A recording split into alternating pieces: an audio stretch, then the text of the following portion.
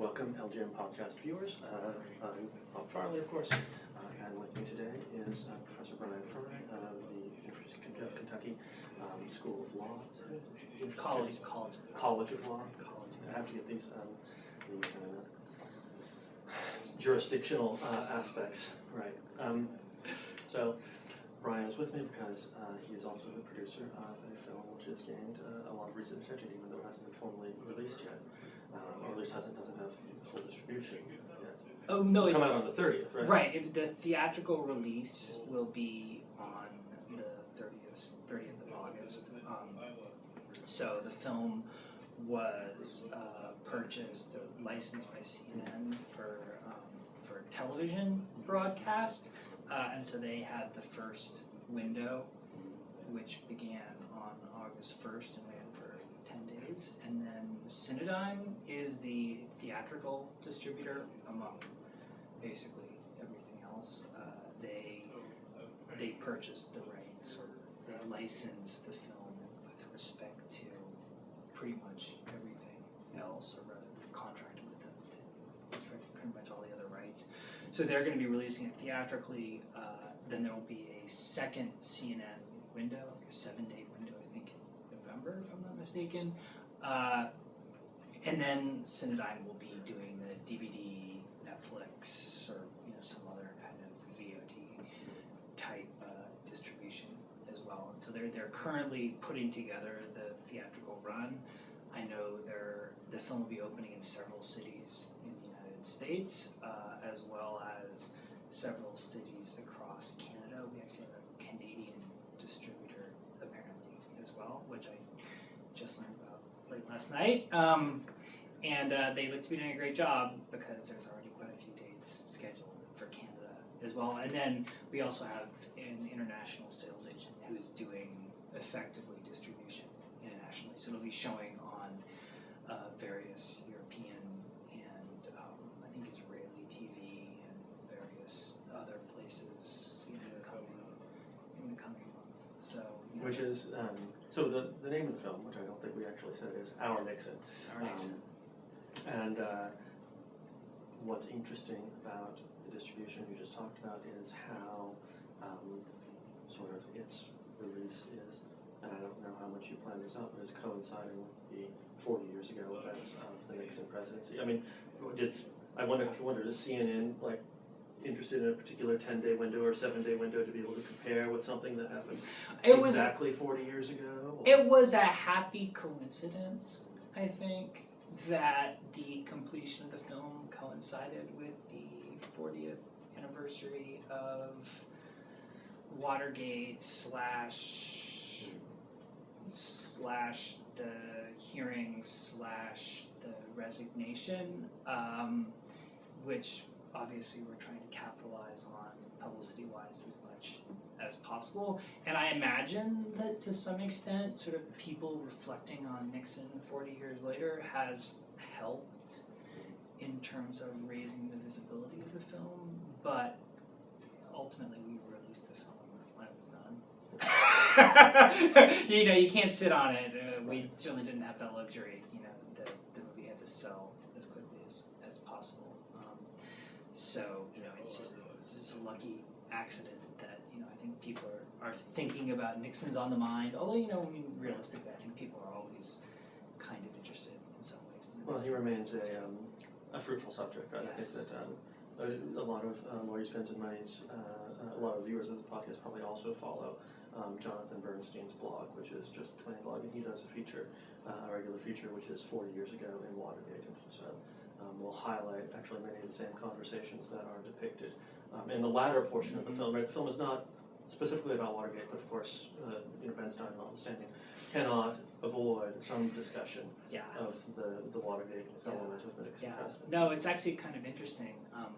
When we first started making the movie, being kind of cussed experimental filmmaker types, we wanted to make the first ever Nixon movie post-presidency that never mentioned Watergate, and did produce a cut, that very early cut, that did not mention Watergate at all, but unfortunately found that just didn't really work. It's kind of story-wise and in terms of what we realized the film needed to be able to do. I mean, essentially, the movie is based on the home movies of Haldeman, Ehrlichman, and Chapin, who were Nixon staff members. They shot about 25 hours of home movies while they were working for President Nixon. And now, actually, I wanted to, you reference very early on, I think it's Dan Rather's voiceover, talking about Haldeman and sort of mentioning as one of his central hobbies, which is always taking film with a Super 8 camera. Yeah, well, we tried to work that in as a sort of thematic element in the movie, because we found in a lot of early test screenings that, because the movie's 100% archival, meaning we didn't shoot any material for the film ourselves, everything was from the kind of primary source record, it was material that was recorded previously. It's visually, I think, complicated, more so than a lot of kinds of films, especially the general kind of television audiences are used to. And so we found that we really needed to provide people with a lot of cues as to how to read different material. And so one way that we did that was to work in references to the home movie making to remind people that a certain part of the imagery that they were seeing was in fact home movies, and to sort of remind them to distinguish different kinds of visual sources from each other. And I was just saying, it kind of played into our realization ultimately that the movie wasn't going to be about Nixon directly, but it was going to be about Nixon as seen through his relationship to his staff members. So kind of Nixon through the eyes of Haldeman, Ehrlichman, and Chapin as best as we could sort of capture their voices and their experiences in the film. And I think it's interesting, especially to the extent people say you can learn a lot about a person from the way they talk to the waiter, and I think you can learn a lot about about a president from the way they talk to their staff members. And I want to get back to this in a little bit, because I do want to talk about the production parts, but these were not simply hired guns, right, in the sense that, for example, we recently talked about Senator McConnell here in Kentucky and his hired guns, but and it felt like especially Haldeman, but they had a genuine affection and a strong affection for Nixon, right? I mean, they really believed. And that actually comes through, I think, better than you find in many of the transcript discussions, or even sort of the voiceovers of the tapes, is that they really believed in Nixon, and they believed in the role he was playing in the United States. Yeah, I'm glad you say that, because it's actually something that we worked really hard to try to capture, and it was difficult for reasons I'll talk about in just a sec. But I just thought, for the benefit of the audience, I mentioned, you're absolutely right. These people, well, they were all, Haldeman, Ehrlichman, and Chapin each of them had his own sort of relationship to the president and to each other. So Haldeman actually he was an ad executive by profession, but had basically dedicated his life to Richard Nixon. So the story goes that Haldeman actually the first time he tried to volunteer for Nixon was actually at the building where Nixon was taping the Checkers speech as Eisenhower's vice president. And this was in '53. So how old was Haldeman at that point? He was young then, and he was actually young even when Nixon came into office. I believe he was, if I'm not mistaken, he was 47 when Nixon took office in '68. I could be wrong. I don't remember his exact age, but it's about that. So anyway, Haldeman had worked for Nixon for many, many years. His first presidential campaign, I believe he worked on the gubernatorial campaign in California. He was around Nixon all the time and really was deeply committed to Nixon, and went on to sort of define in a lot of ways the kind of modern chief of staff role. Nixon was the first president to have a dedicated chief of staff in the way that we expect to see today.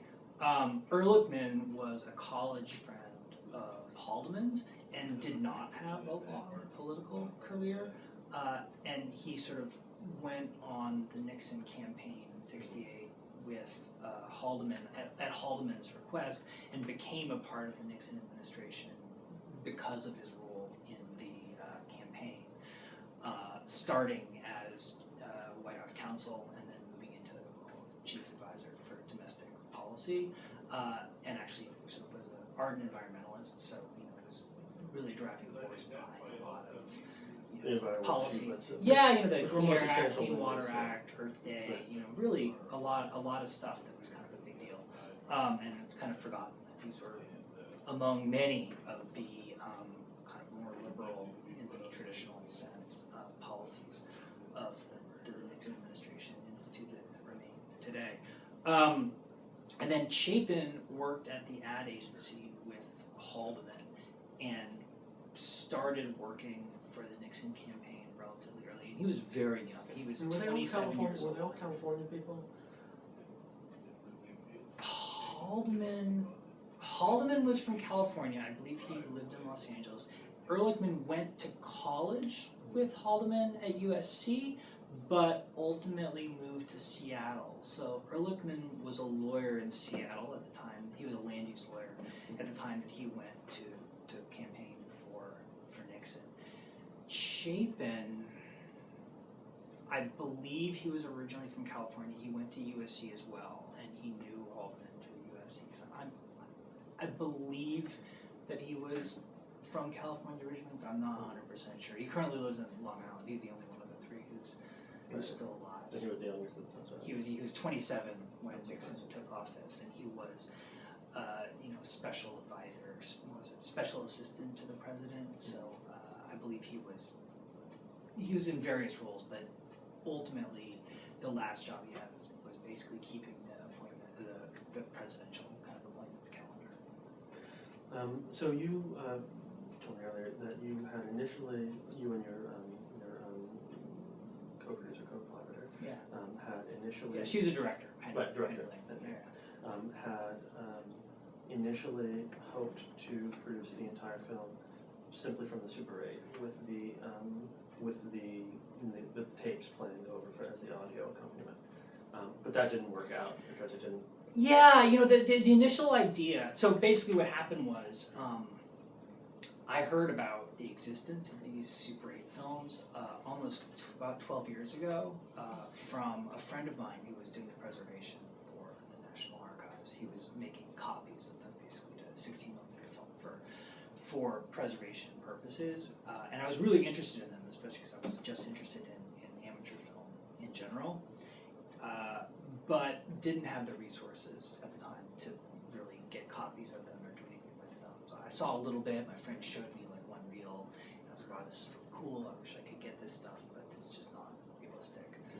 Many years later, I met Penny and we got to talk about it, and we decided that, well, we're gonna just commit to pay to get this material so we can see what it is, and hopefully, cross our fingers, there's gonna be a movie in there. It costs about $18,000 to make the initial video transfers. So we got this collection of like 25 hours of film with really no meaningful idea of what was going to be on there, or what it was really going to look like. You can see a little tiny bit, but not enough to really get a sense of the full collection.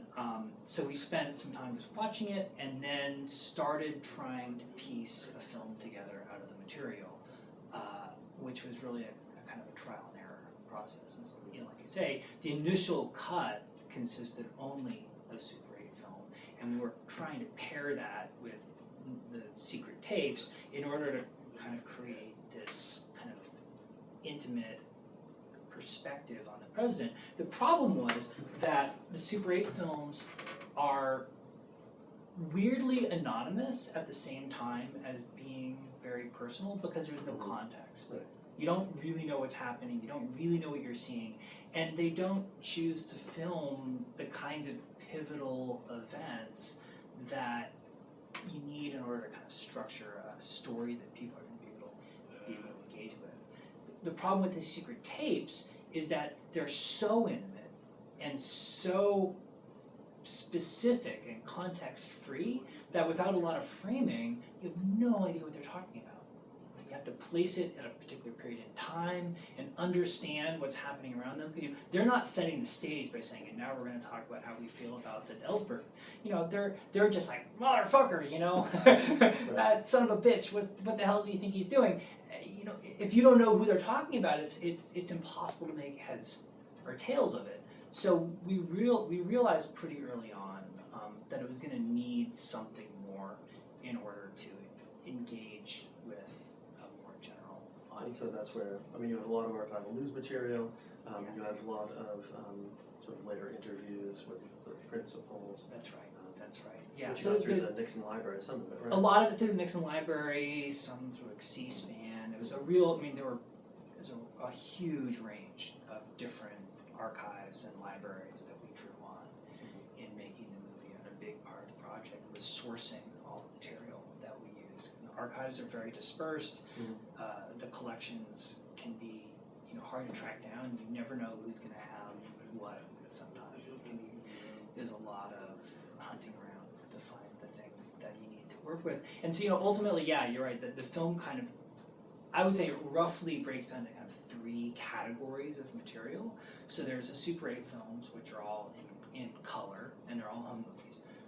There's the TV news footage, which we made the aesthetic decision to frame somewhat smaller and to put it in black and white, again, as a kind of a visual way of cueing audiences into what it was that they were seeing. You use, to my recollection, you use mostly Cronkite, right? You use...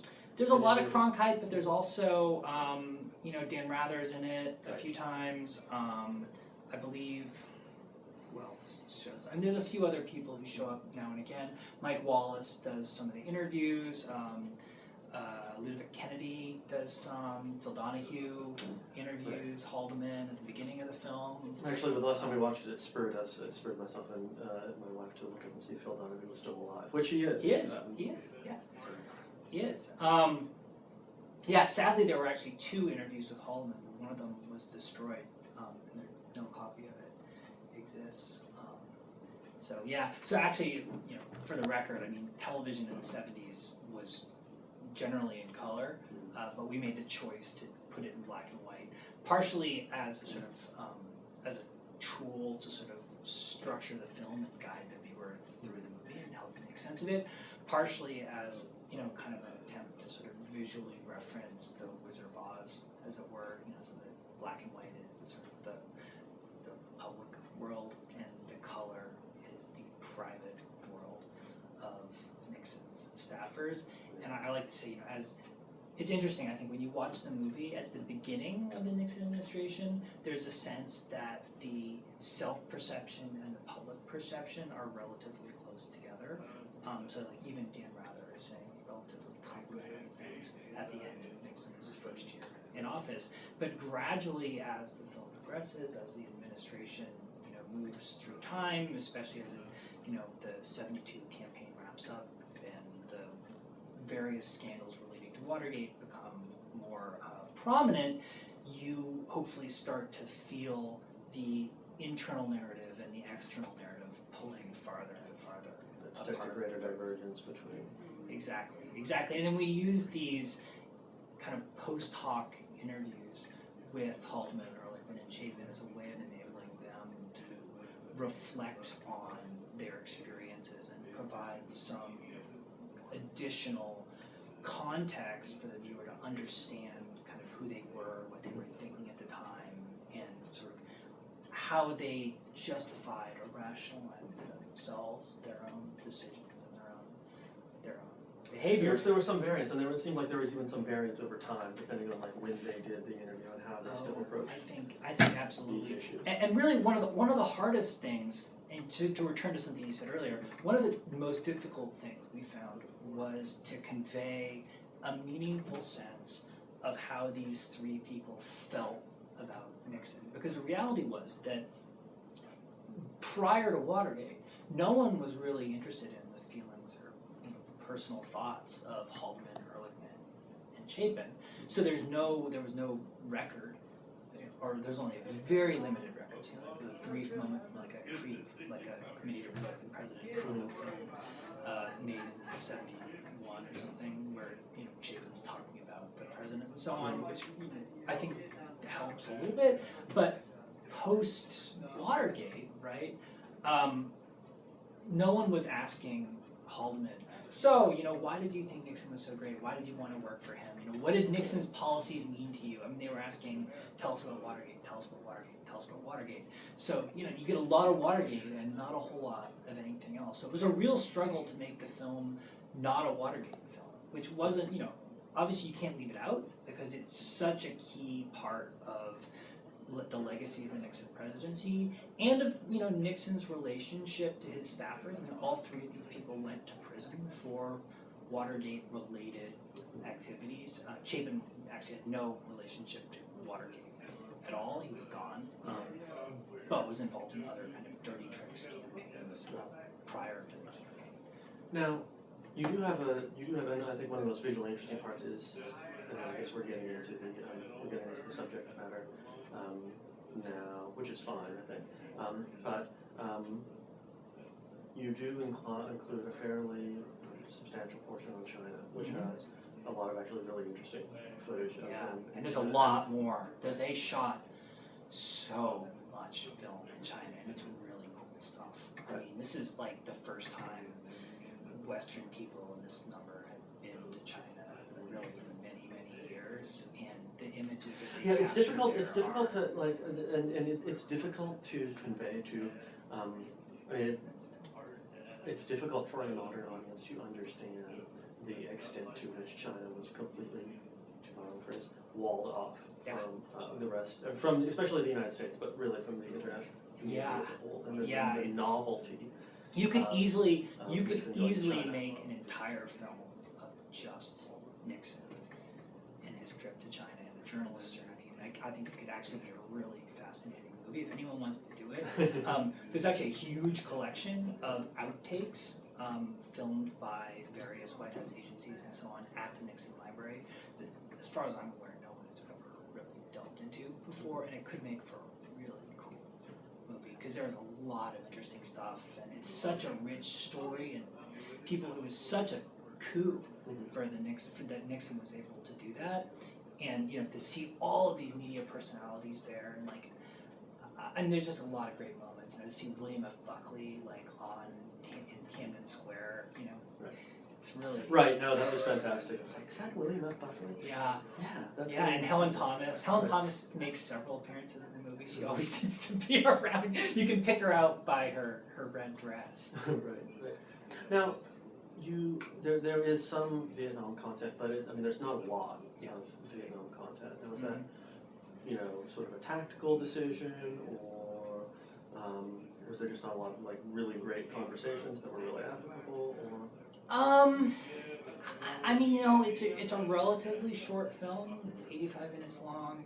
You have to make some decisions. You have to make decisions about what you're going to cover and to what kind of extent you're going to cover it. And obviously, Vietnam was a huge part of, especially the first term of the Nixon presidency, and most part of the second term, what existed in the second term as well. And we tried to convey the extent to which that it was a defining element in Nixon's decision-making and sort of where he was directing his attention during his first term. But, obviously, it's a presidential kind of administration, and especially one that came at such a kind of pivotal point in history as Nixon's. There's just too much stuff, right? There's too much stuff to cover. You can't possibly get into everything in any kind of meaningful, deep way. I used to say to people, look, the thing you learn when you're making a documentary film is that if you're really efficient and careful, you can fit about as much factual information, actual knowledge, factual knowledge into your documentary film as you can get from a short form New Yorker article, right? Max. Nothing more than that, right? Films do something else well, I think, which is to give people a visual sense and an auditory sense of what people were experiencing, what it was like to be in a particular place. They convey a different kind of information, but that kind of nuts and bolts, what happened when, that's not what really documentary films are good at. And the more you try to do that, the less effective ultimately I think a lot of films end up being. So I'm always kind of depressed and amused when I hear people, you know, extemporize about a subject that, and when it becomes clear to me that the only reason they know anything about this at all is that they saw some. I saw Daryl Morris documentary. I saw a documentary. I'm like, well, you know, a documentary ought to be spurring you to look into something, but you shouldn't tell yourself, you shouldn't convince yourself or believe that you somehow become an expert because you watched a 90-minute movie. I'm interested. So one of LGN co-bloggers is a guy named Scott Eric Kaufman, and he does a lot of work on visual rhetoric, and of course podcast viewers are gonna, because he does a lot of work specifically with sort of how Game of Thrones works with visual rhetoric and stuff like that. So hopefully, I don't know if he's already watched it, but hopefully he'll have an opportunity at some point. He will certainly have an opportunity because it's coming out and on CNN. Yeah. And I wonder if Scott will have the opportunity to comment at some point. Yeah. Because when you were talking about sort of setting apart the news footage in a certain way from the Super 8 footage and then the later interview footage, sort of echoes of the arguments he's made about the display of information in particular ways and the relationship with the audience. Yeah, I mean, if that's his interest, I think he'll find this film interesting. I mean, it's just objectively, I think, kind of an unusual movie. I mean, there is kind of a small subgenre right now of documentary films that are based all or almost all on archival footage. So, you know, films like Senna, which came out a little while ago with the Brazilian race car driver, or Black Power Mixtape, which is based on a Swedish television crew that came and filmed the Black Power movement in the States in the 60s, or Let the Fire Burn. I haven't seen it yet, but I've heard it's great, which is about the firebombing of the MOVE headquarters in Philadelphia. So, you know, there's a certain number of kind of more recent films that are using only archival material in this similar kinds of ways.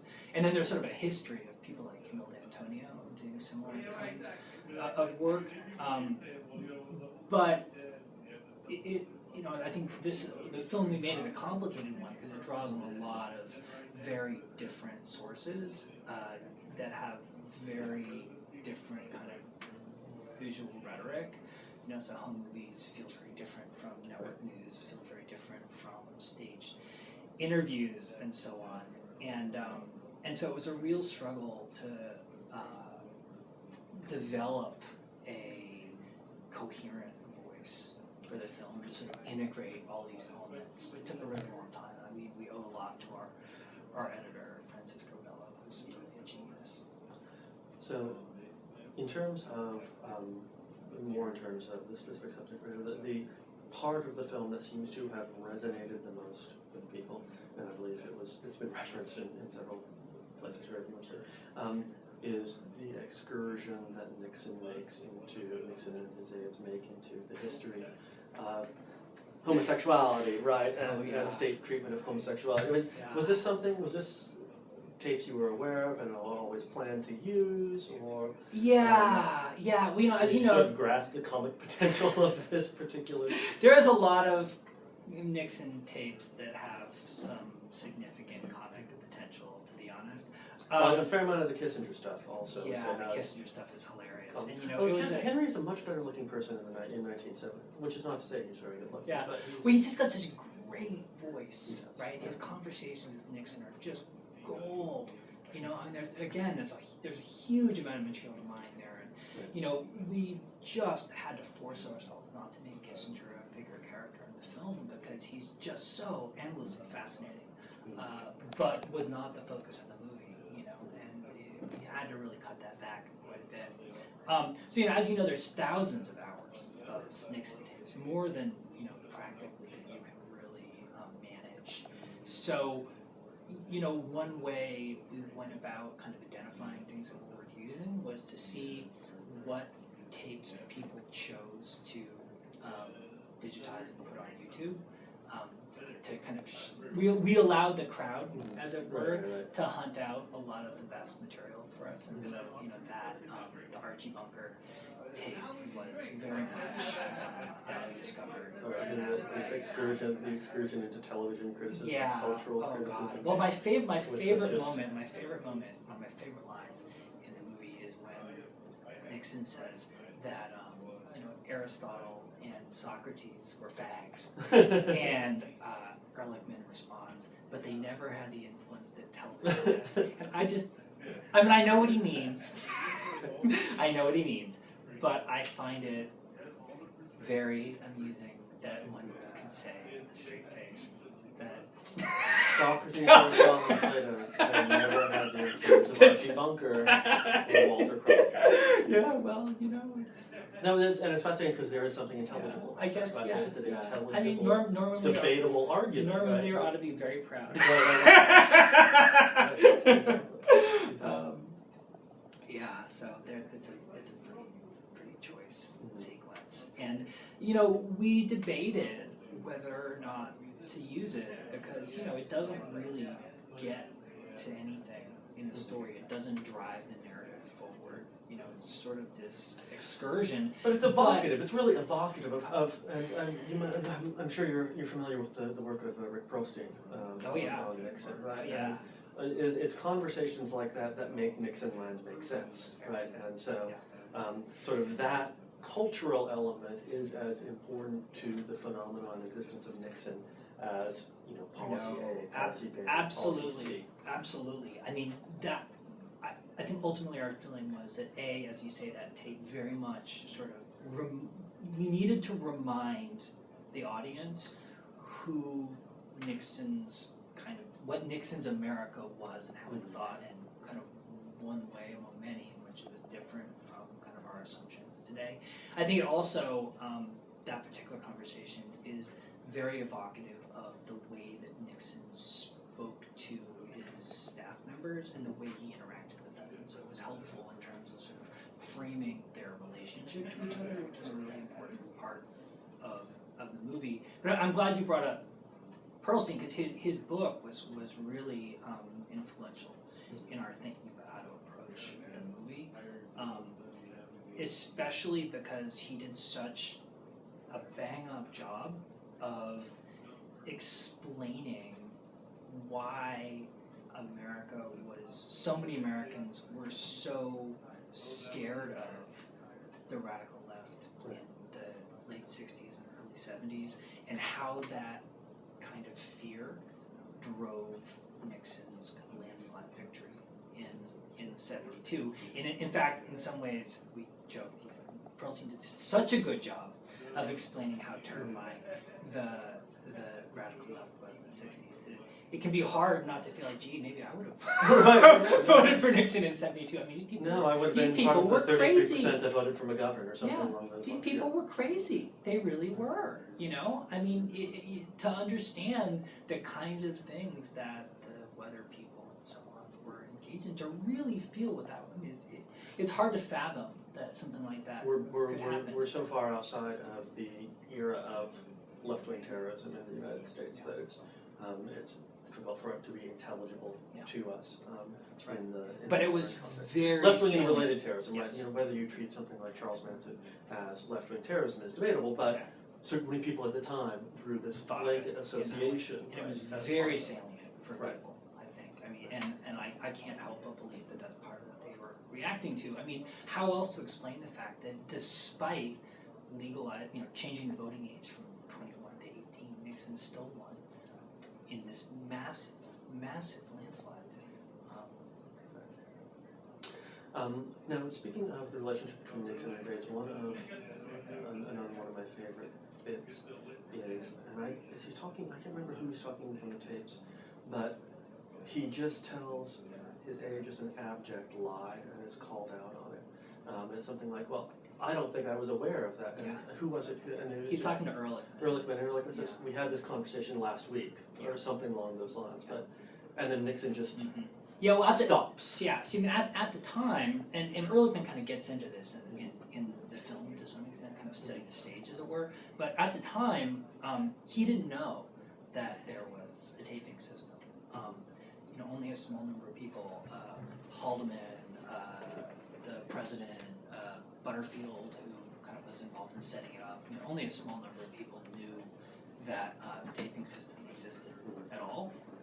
And so, at least one supposition that Ehrlichman makes is that Nixon was kind of speaking for the record, as it were, trying to insulate himself from charges that he was aware of particular events. And,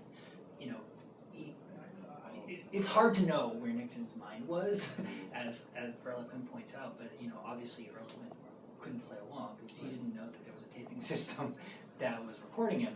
But, and one thing I like to remind people of or emphasize is that, yes, Nixon was involved in bugging a lot of third parties and bugging journalists, bugging the Joint Chiefs of Staff, this kind of thing. So there were a lot of sort of surveillance recordings, as it were.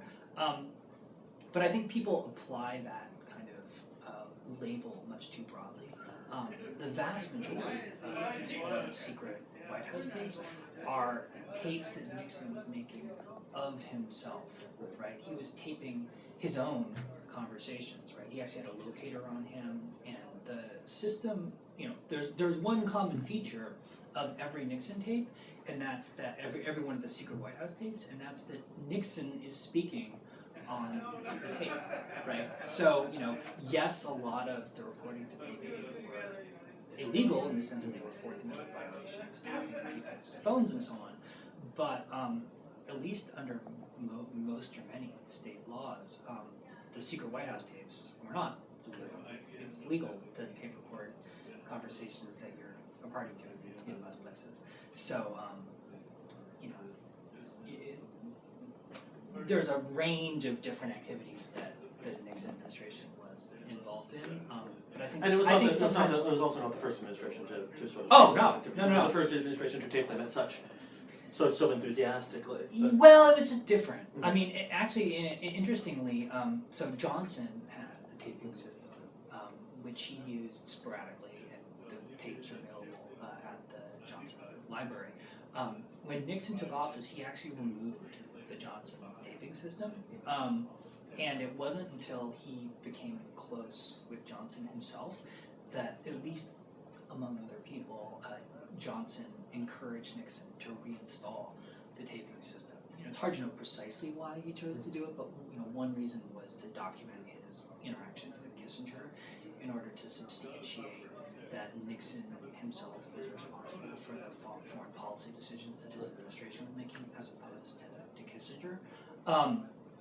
But the big difference between the Johnson and the Nixon tapes was that the Johnson taping system, as well as that of previous presidents, was one that could be turned on and off.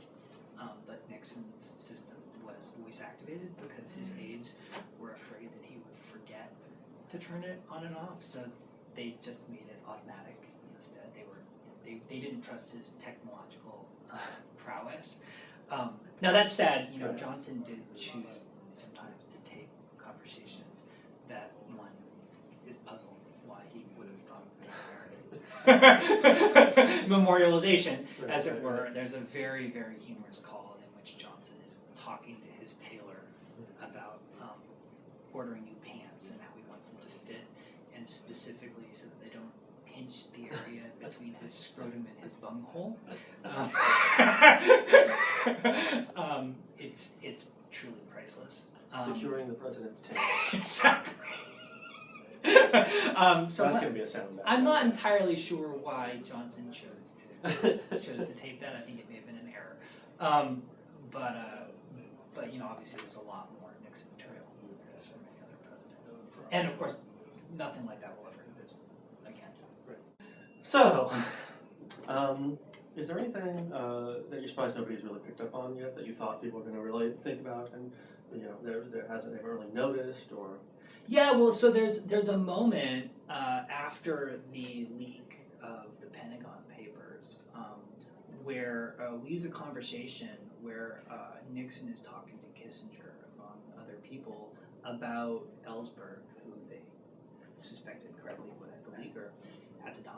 And Ellsberg, of course, was Kissinger's protege, And Kissinger is talking about him and says, Ellsberg, before he became this crazy peacenik, he was, gung-ho for the war, and he went to Vietnam and was essentially shooting civilians willy-nilly.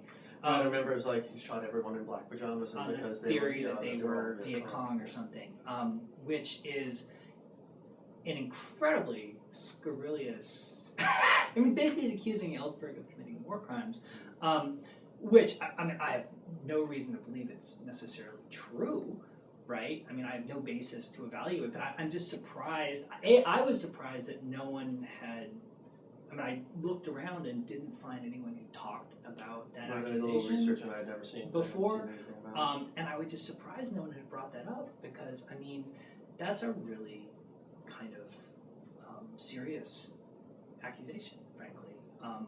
Which, if it's not true, I would love, Ellsberg to say that, because it's pretty bad. Right. I mean, it's uncertain whether it's a just sort of for internal consumption, a way to make, and especially the interpretation of Ellsberg as mentally ill, which is something that the administration certainly pushed. And this was a way of framing for themselves that this guy is clearly mentally ill. He murders. But of course, at the time, Kissinger certainly didn't know about the taping system. So this is something he was saying to Nixon in the belief that it was relevant information for Nixon. Now, again, like I say, I mean, just because Kissinger said it doesn't mean it's true. Doesn't mean he even believed it, right? Doesn't mean he even believed it himself. Right. I mean, it's really impossible to say without more information. But it's interesting anyway. And I was just shocked that no one had mentioned it yet. I mean, people talked, everyone seems really like the Carol Ferracci moment where, she, breaks in, interrupts the singing to, to say God bless Daniel Ellsberg and stop bombing in Vietnam, which is a great moment, obviously. I mean, really a fantastic kind of intervention. And then they just continue, right? And they just keep going. And it's just weirdly been forgotten in this way.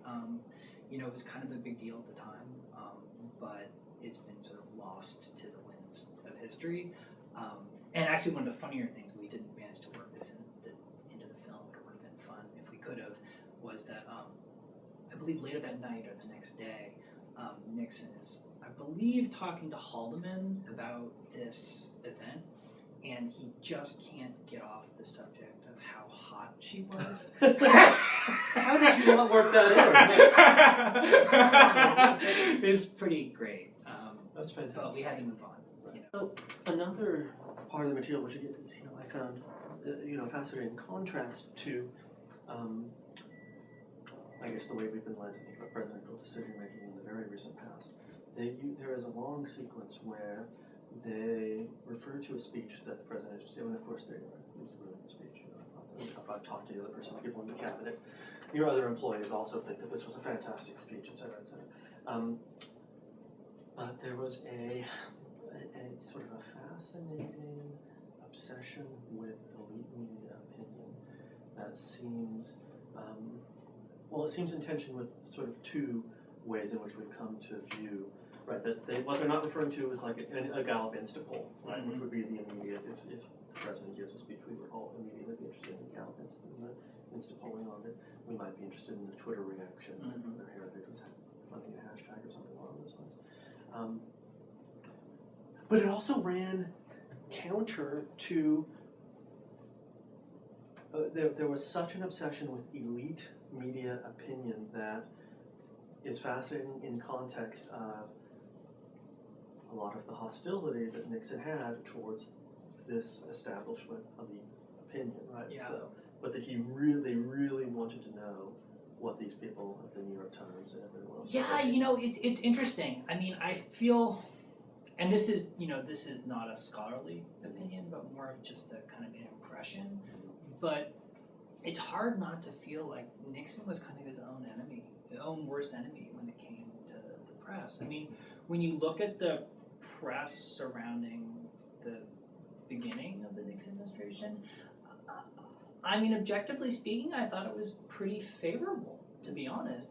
But he was always hostile and skeptical and, didn't trust the press. And I imagine at least part of that was sort of learned experience. He hadn't had the best experience in the past with the press, and I'm sure that affected his ability to sort of be objective. He always had a degree of success in manipulating the press, right? Yeah. I mean, the Checker speech remains this Yeah. sort of very magnificent way of Right.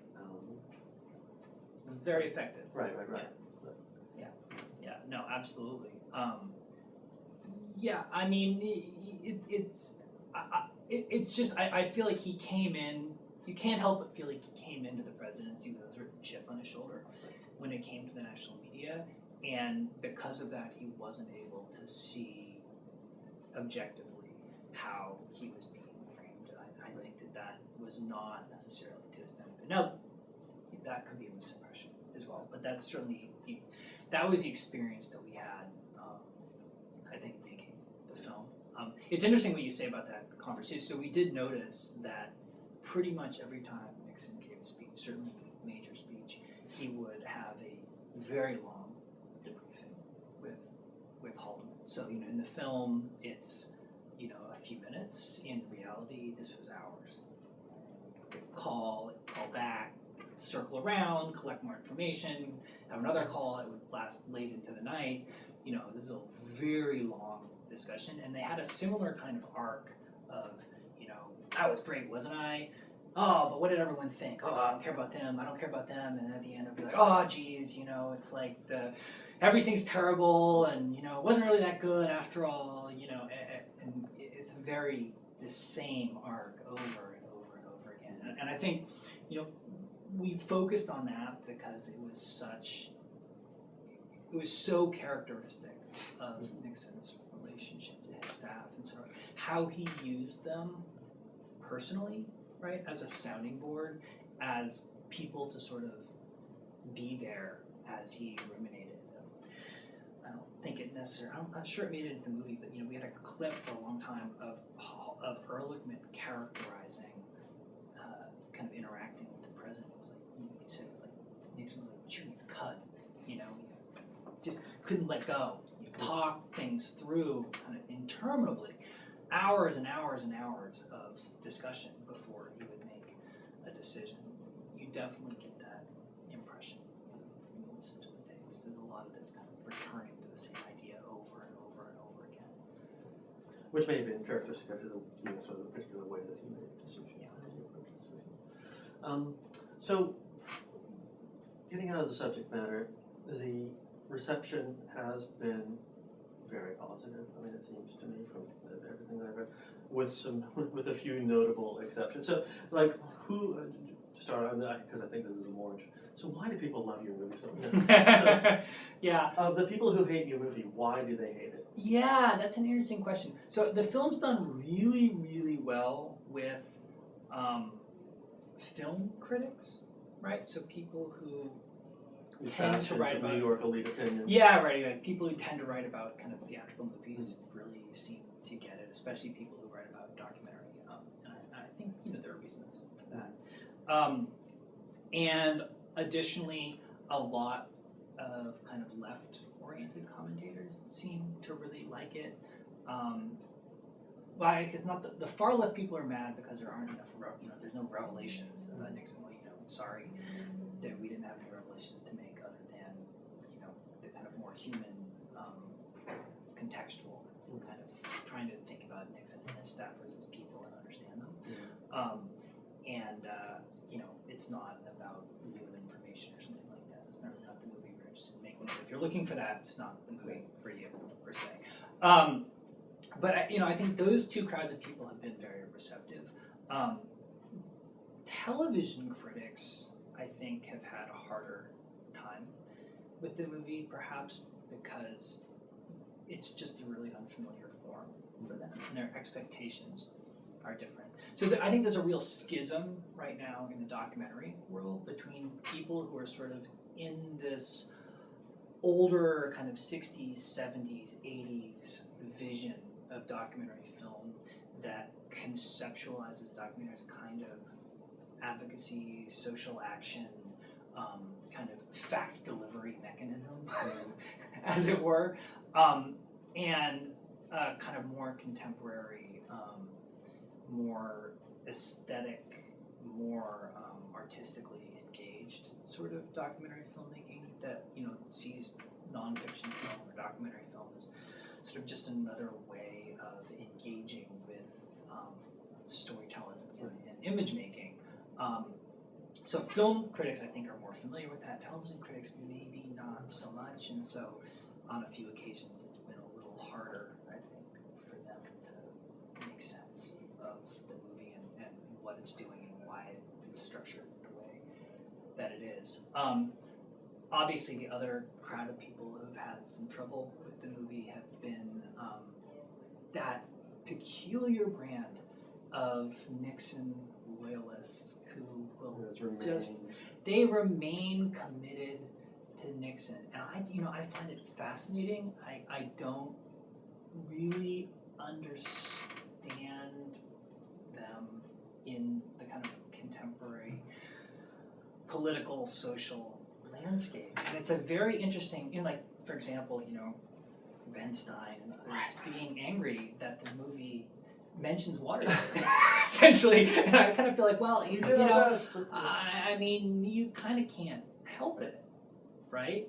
I mean, and to say like, well, you don't touch on all the great things that Nixon did, like, well, it's a short film, right? We did actually, I think, include in the film as much as we could, like practically speaking, of Nixon's successes. You see Apollo, you see Nixon ending the war in Vietnam, you see Nixon going to China, you hear Ehrlichman talking about domestic policy reforms, et cetera, et cetera, et cetera. I mean, did we leave some stuff out? Yeah, I mean, like the SALT Treaty didn't make it in there. There were lots of other diplomatic trips that didn't make it in there.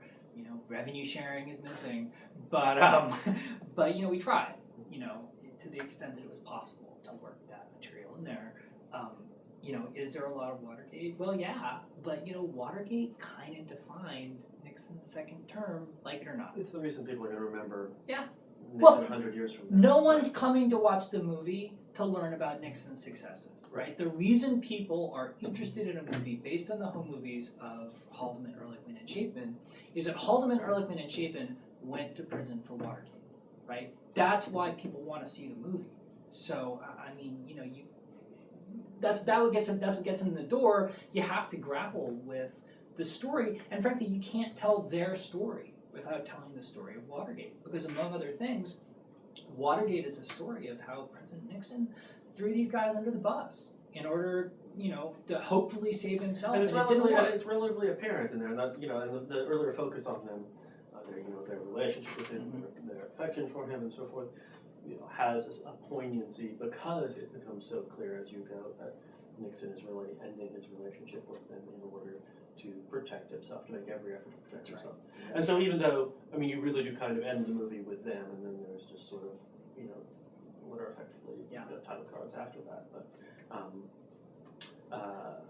But that actually works very well because it's sort of a movie about their relationship, and you can't tell the story of their relationship without explaining how that relationship ended. It's like, I was married once and I'm not anymore. So let's talk about just the married part. Yeah. There's an interest, obviously, in doing that, but it's only... I think you have to understand the good years in order for Watergate to actually make sense as well. So I think that's the mistake that people made. It's like you can't have one without the other, as you say.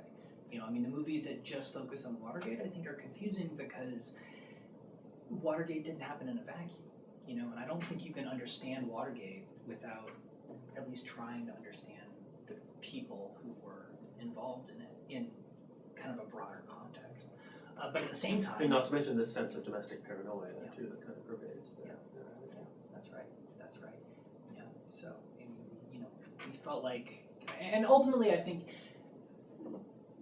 the film is pretty balanced in terms of sort of